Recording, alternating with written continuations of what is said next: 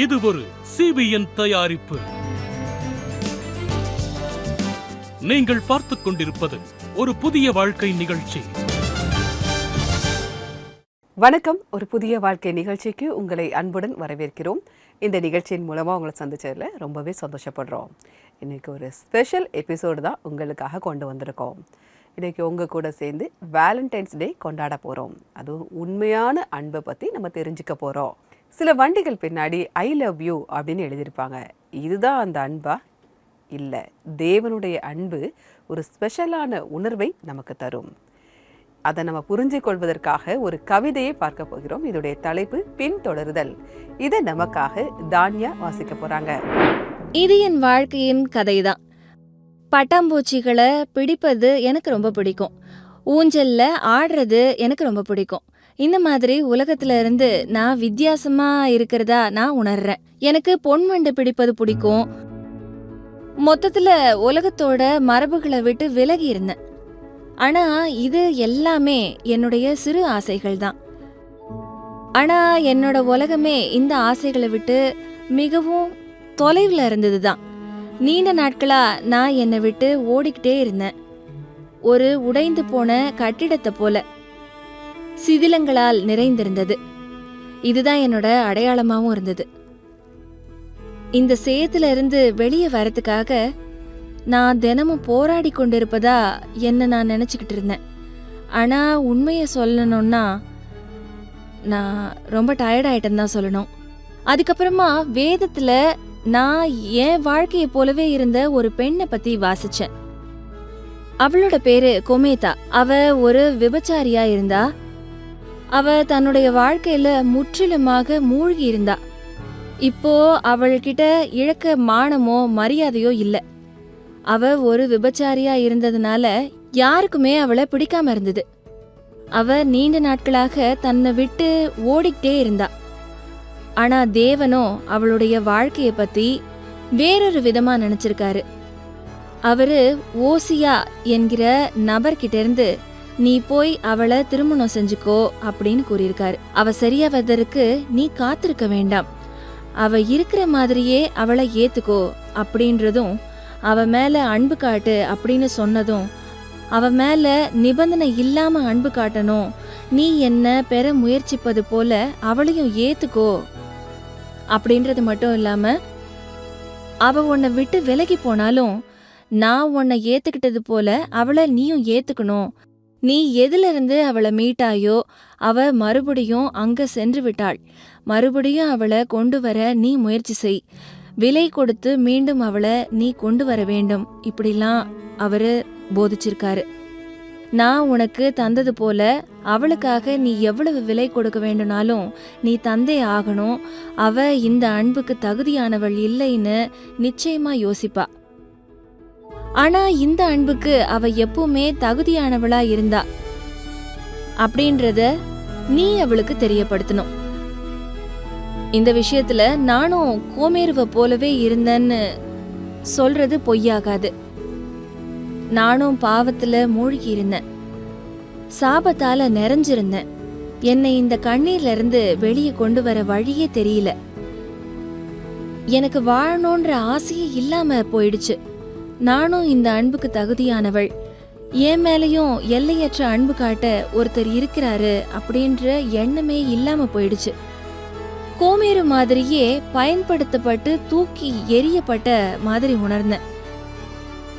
என்ன மாதிரியே நிறைய பேர் இருக்கிறாங்க அப்படின்றதும் எனக்கு தெரிய வந்தது. அவங்க தங்களை விட்டு ரொம்ப நாட்களா ஓடிக்கிட்டே இருந்தாங்க. உண்மையான அன்புக்காக ஓடிக்கிட்டு இருந்தாங்க. நாம எல்லாருமே நீண்ட நாட்களா ஓடிக்கிட்டே தான் இருக்கிறோம்.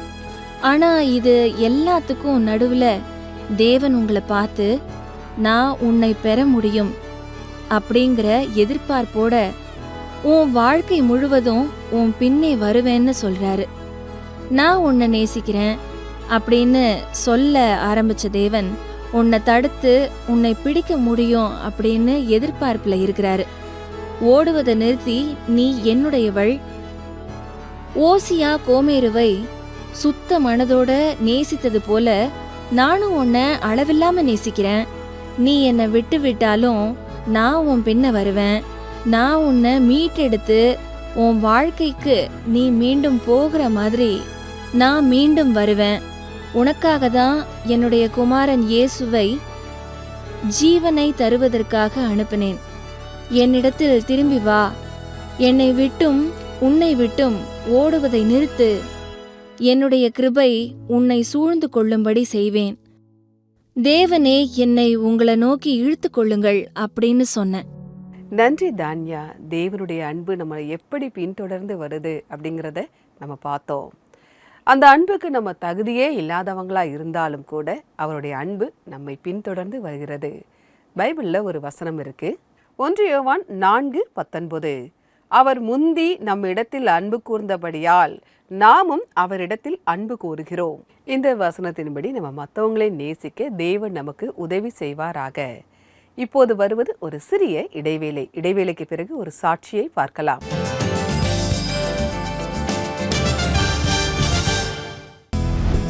இந்த வேலண்டைன் பிப்ரவரி 13 உங்கள் எண்ணங்களை பாடல்களாக வெளிப்படுத்துங்கள். நீங்கள் விரும்பும் பாடல்கள் வித் ராக்கி ப்ரோ நேரடியில் ஒளிபரப்பப்படும். ஒரு புதிய வாழ்வு ஃபேஸ்புக் பக்கத்தில் மாலை 7 மணிக்கு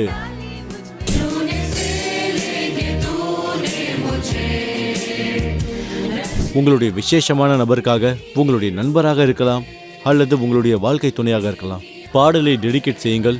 அவருடைய பெயரை சொல்லுங்கள். உங்கள் அன்பை காற்றில் பரவ செய்யுங்கள்.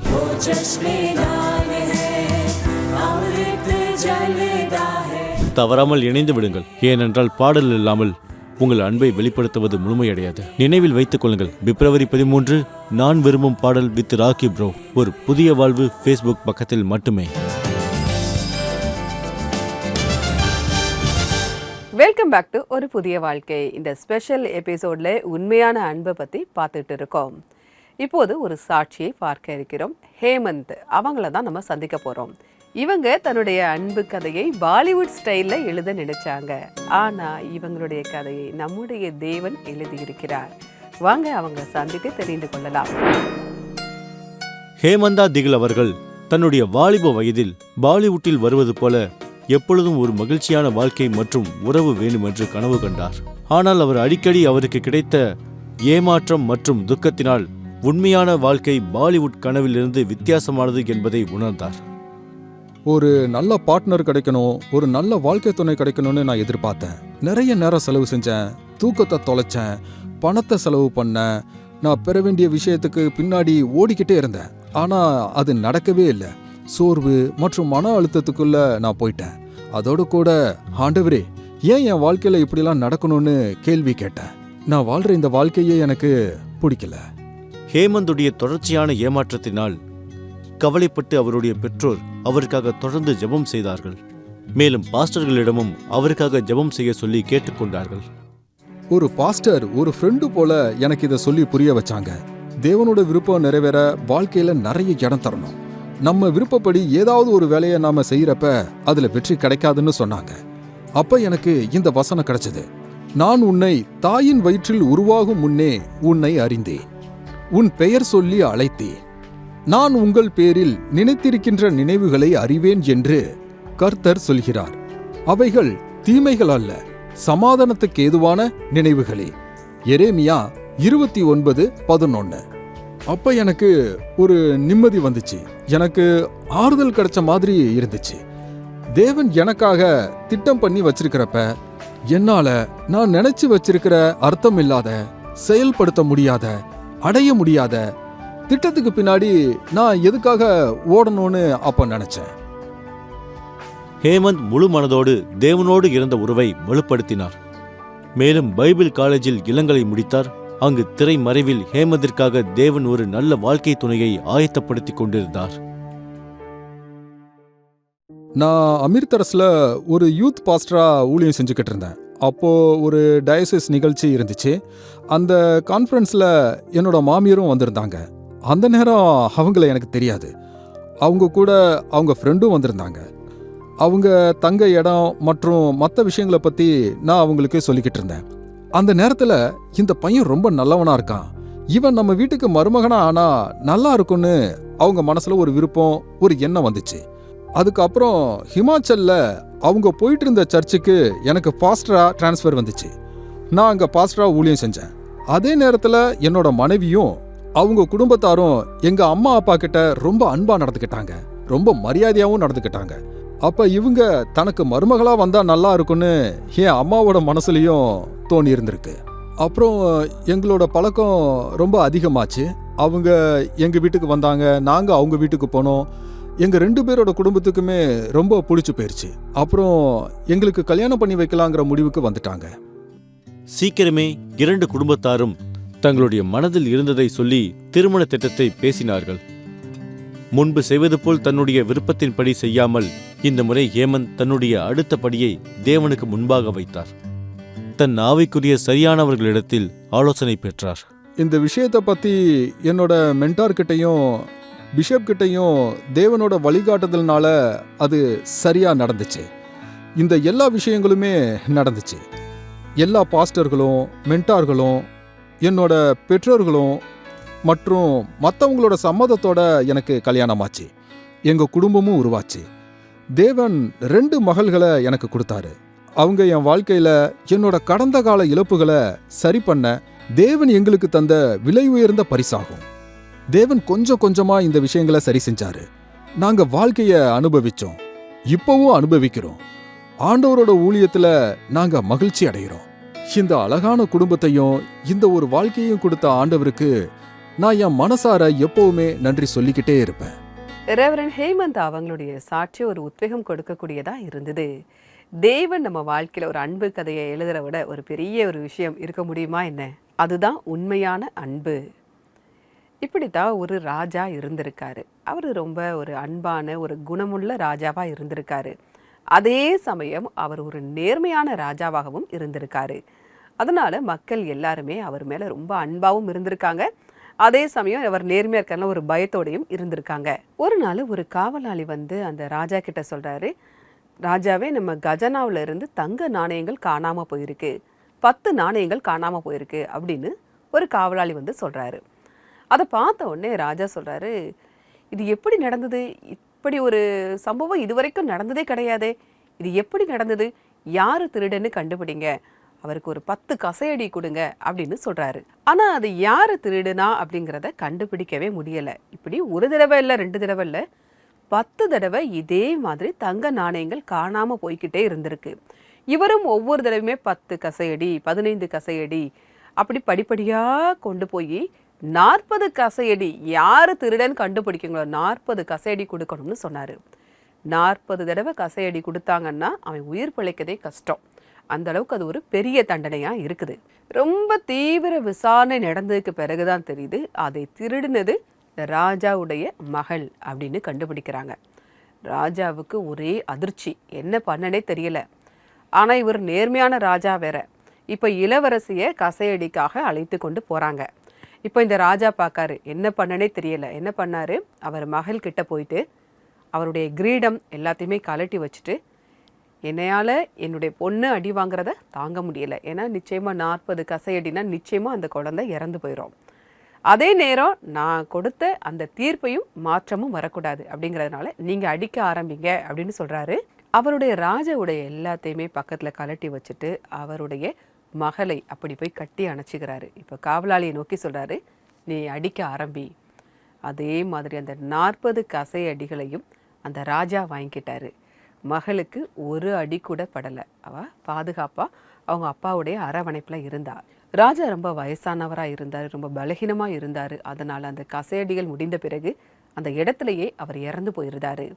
நம்முடைய தேவனும் கூட அப்படிதான். பாவிகளாகிய நமக்காக அவர் எல்லா பாவங்களையும் அவர் தன்னிடத்தில் சுமந்து கொண்டார். நமக்கு வரவேண்டிய தண்டனையை அவர் ஏற்றுக்கொண்டார். நமக்காக அவர் ரத்தம் சிந்தினார். இதுதான் உண்மையான அன்பா இருக்கு. உங்களுடைய பாவங்களுக்காக ஒருத்தர் வந்து அந்த பழியை அவர் ஏற்றுக்கிட்டாரு அப்படின்னா அதுதான் உண்மையான அன்பு. யோவான் 15:13 அந்த வசனத்தை நான் உங்களுக்காக வாசிக்கிறேன். ஒருவன் தன் சிநேகிதருக்காக தன் ஜீவனை கொடுக்கிற அன்பிலும் அதிகமான அன்பு ஒருவரிடத்திலும் இல்லை. ஆண்டவராகிய இயேசு கிறிஸ்து நம்மை பாவிகள் அப்படின்னு அவரை அழைக்கலை, நம்மை சிநேகிதர்னு அழைக்கிறாரு. அதை தான் இந்த வசனத்தில் நம்ம பார்க்குறோம். நமக்காக சிநேகிதருக்காக தன் ஜீவனை கொடுப்பதை காட்டிலும் ஒரு பெரிய அன்பு இந்த உலகத்தில் இருக்க முடியாது. நமக்காக, நம்முடைய பாவங்களுக்காக அவர் தம்முடைய உயிரையே தந்திருக்கிறார். 3ஆம் நாள் உயிர் தெழுந்திருக்கிறார். இப்படிப்பட்ட அன்பை நீங்கள் உங்கள் மனசில் ஏற்றுக்கோங்க. உங்களுக்கு ஏதாவது ஒரு ஜெப உதவி தேவை அப்படின்னா எங்களுடைய சிபிஎன் பிரேயர் லைன் நம்பருக்கு நீங்கள் கால் பண்ணலாம். எங்களுடைய நம்பர் 9910401010. இந்த நம்பருக்கு நீங்கள் வாட்ஸ்அப்பும் அனுப்பலாம். உங்களுக்காக ஜெபிக்க நாங்கள் தயாராக காத்துக்கிட்டு இருக்கோம். இப்போது வருவது ஒரு சிறிய இடைவேளை. இடைவேளைக்கு பிறகு நன்றி வெள்ளியை பகுதியை பார்க்கலாம்.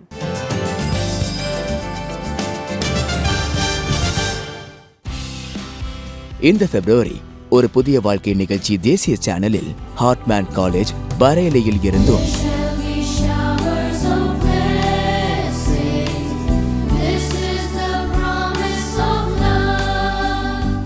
பெஹ்ராம்பூரா அகமதாபாத் சிஎன்ஐ சர்ச்சில் இருந்தும்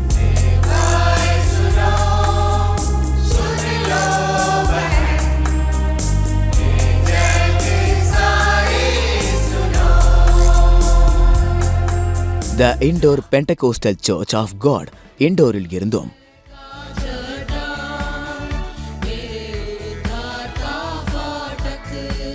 Panvel saint Peter's Marthoma church Navi மும்பையில் இருந்தும்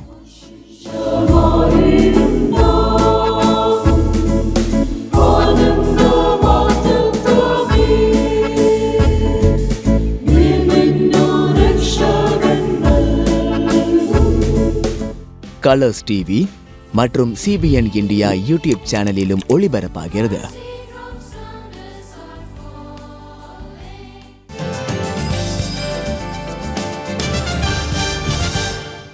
வெல்கம் பேக் டு ஒரு புதிய வாழ்க்கை. இந்த ஸ்பெஷல் எபிசோடில் உண்மையான அன்பை பற்றி நம்ம பேசிக்கிட்டு இருக்கோம். நாளைக்கு இந்த உலகம் முழுவதும் வேலண்டைன்ஸ் டே கொண்டாட போகுது. ஆனால் இன்றைக்கி நம்ம உண்மையான அன்புனா என்ன அப்படிங்கிறத பார்த்தோம். இப்போ உங்களுடைய அன்பிற்காக நாங்கள் நன்றி சொல்கிறோம். இது நன்றி வெள்ளியை பகுதி. நீங்கள் அனுப்பியிருக்கக்கூடிய நன்றி சொல்லக்கூடிய மெசேஜஸ் எல்லாமே பார்க்கலாம்.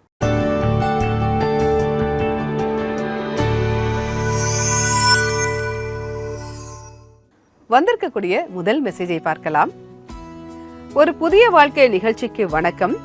எங்களுக்கு தேவனுடைய உத்வேகமூட்டும் வார்த்தைகளும் எங்களை ஊக்குவிக்கும் நல்ல சாட்சிகளும் கிடைப்பதினால் என்னுடைய குடும்பம் தினமும் நிகழ்ச்சியை பார்க்கிறது. நாங்கள் தேவனால் ஆசீர்வதிக்கப்படுகிறோம். சிபிஎன் குழுவை தேவன் அபரிமிதமாக பரிபூர்ணமாக ஆசீர்வதிப்பாராக. உங்க மெசேஜுக்காக மிக்க நன்றி. தொடர்ந்து நிகழ்ச்சிகளை பாருங்க. உங்க நண்பர்களுக்கும் கூட நம்முடைய நிகழ்ச்சியை நீங்க அறிமுகம் செஞ்சு வையுங்க. வந்திருக்கக்கூடிய அடுத்த மெசேஜை பார்க்கலாம். ஒரு புதிய வாழ்க்கை நிகழ்ச்சி மற்றவருடைய வாழ்க்கையில் இருக்கும் அனுபவங்களின் சாட்சிகளின் மூலமாக அறிவூட்டுகிறது. இந்த நிகழ்ச்சி தேவனுக்கான நம்முடைய வாழ்க்கையில் சுய பரிசோதனை மற்றும் உறுதிப்பாட்டை நோக்கமாக கொண்டுள்ளது. உங்க மெசேஜுக்காக மிக்க நன்றி. தொடர்ந்து நம்முடைய நிகழ்ச்சிகளை பாருங்க. உங்க ஃப்ரெண்ட்ஸுகளுக்கும் கூட இந்த நிகழ்ச்சியை நீங்க அறிமுகம் செஞ்சு வையுங்க. உண்மையிலேயே நன்றி வெள்ளியை மெசேஜ்லாம் பார்க்கும்போது எங்களுக்கு ஒரு புது உத்வேகம் கிடைக்குதுன்னு தான் சொல்லணும். இப்போது இன்றைக்கான பைபிள் வசனம் என்ன அப்படிங்கிறத பார்ப்போம். தேவன் தம்முடைய ஒரே பேரான குமாரனை விசுவாசிக்கிறவன் எவனோ அவன் கெட்டு போகாமல் நித்திய ஜீவனை அடையும்படிக்கு அவரை தந்தருளி இவ்வளவாய் உலகத்தில் அன்பு கூர்ந்தார். யோவான் 3:16. நம்முடைய பாவ தண்டனையை ஆண்டவராகிய இயேசு கிறிஸ்து ஏற்றுக்கொண்டார். நமக்காக சிலுவையில் மரித்து 3ஆம் நாள் உயிர் தெழுந்தார். அவர் நமக்கு அந்த நித்திய ஜீவனை தந்திருக்கிறார். இப்போது ஒரு ஆராதனை பாடலை பார்க்கலாம்.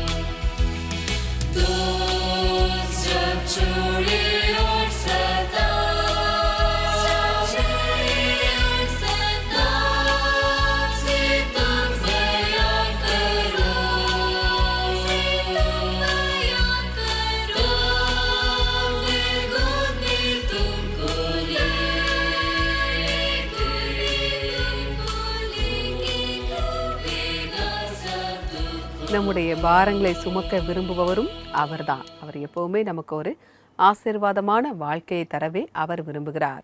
அவர் மேலே நீங்கள் நம்பிக்கை வைக்கும்போது நித்திய ஜீவனையும் தருகிறார். நிகழ்ச்சியுடைய நிறைவு பகுதிக்கு வந்துட்டோம். இன்றைக்கான நிகழ்ச்சி உங்களுக்கு ஆசீர்வாதமாக இருந்திருக்கும் நாங்கள் கர்த்தருக்குள்ள விசுவாசிக்கிறோம். நான் வேறொரு எபிசோட்ல உங்களை சந்திக்கிறேன். அதுவரை கர்த்தருடைய கிருபை உங்கள் அனைவரோடும் கூட இருப்பதாக. God bless you.